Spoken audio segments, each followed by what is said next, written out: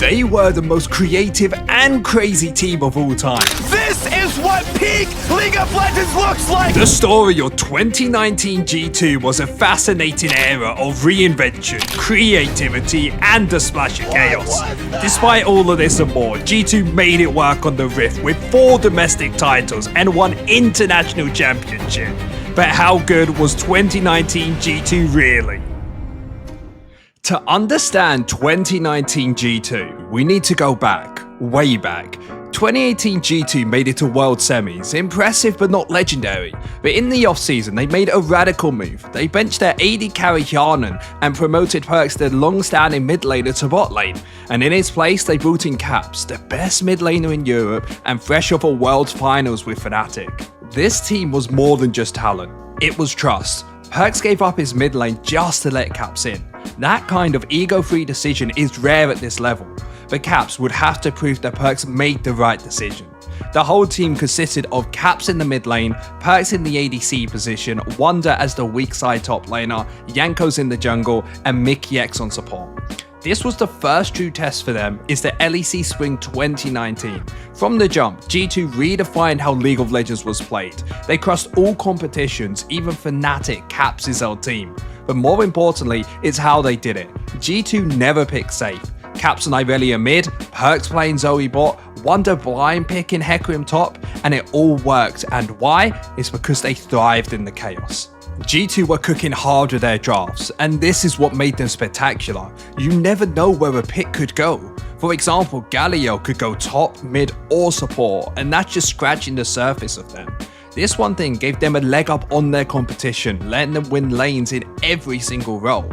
They finished that spring split 13-5 and then stopped Origin 3-0 in the final. EU hadn't seen this level of dominance since 2015 Fnatic. But it's all well and good winning EU with this strategy, but it wouldn't work against the world's best at MSI.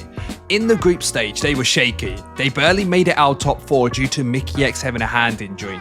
In the semis, they faced off against SKT, one of the greatest organizations to ever exist in League of Legends. This series would go down in history as one of the best BO5s to ever happen. These 2 drafts are the epitome of bucket stylization, and we get to see which one reigns supreme and advances to the MSI finals. Khan is going to be helping out, Caps is going low, Antaro once again clears the first target, depth from below! Caps is coming in, Frozen Tombs available in a few seconds, Unleash Power plus Void Rush, that gives 1 to the LEC representative, Mata gets caught in the winds of war, and Europe get 2! Oh, here's Wonder, Faker's got Flash available, he's rooted in place, caught by Lissandra, ultimate, and he's killed from below! And it's SKT that are continuously coming out on top of these fights. Wonder now has just spotted Mata. Alright, he has indeed, but look at the stun! That's just massive! Teddy gets the shutdown goal! 6, 1, and 5. The gold lead truly doesn't mean a thing. And SK Telecom, they might be able to burn Baron. Baron has been interrupted. Teddy is trying to step forward, the taunt is going to come out. Caps is trying to find the kill. Mata's in trouble, Faker's low, but they've already got one onto Mata. Where is Teddy? Follow his HP bar. Can't touch the wall, Teddy's dead. Jankos is in the pit. G2 Esports have been gifted and donated a Baron from SKT. That's a dunk from Wonder, death from below, for the double, for the ace, for the Baron, and the base. G2 obliterate SKT. Look at all the death timers. They're looking to stamp their authority onto the SK Telecom dynasty and make their way to the final. Champions can fall, gods can bleed. Where were you when the West rose up to conquer champions? G2 Esports eliminates SK Telecom.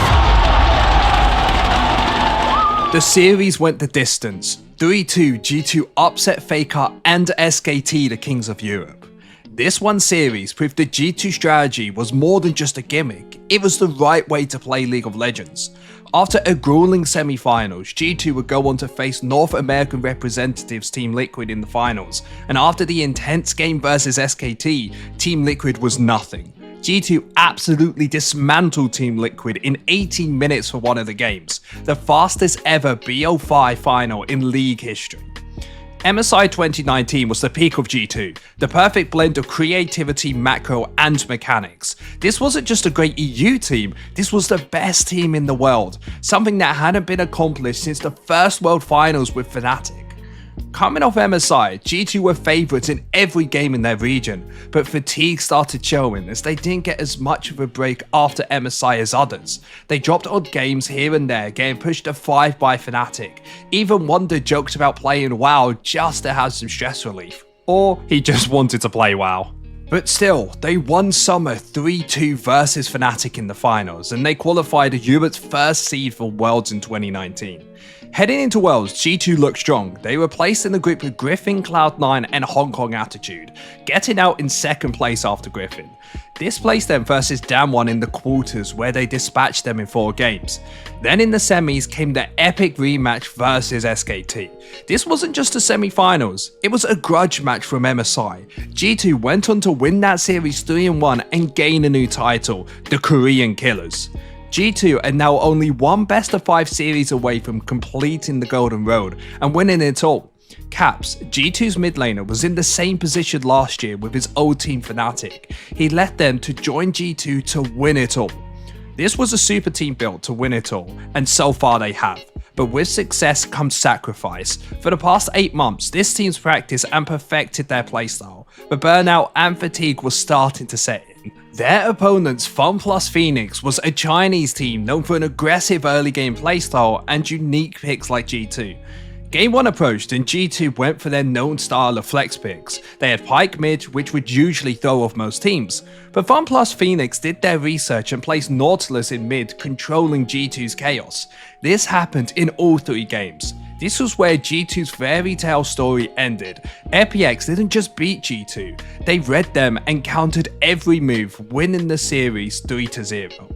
Some say G2 were burnt out, others say FPX were just better, and in truth, both things can be true.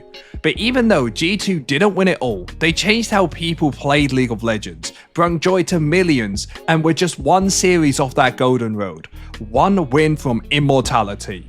After 2019, that G2 roster stayed together for a couple more years and won a few LEC titles, but they weren't able to do anything on that main stage. So were 2019 G2 actually that good? In my perspective, yes they were.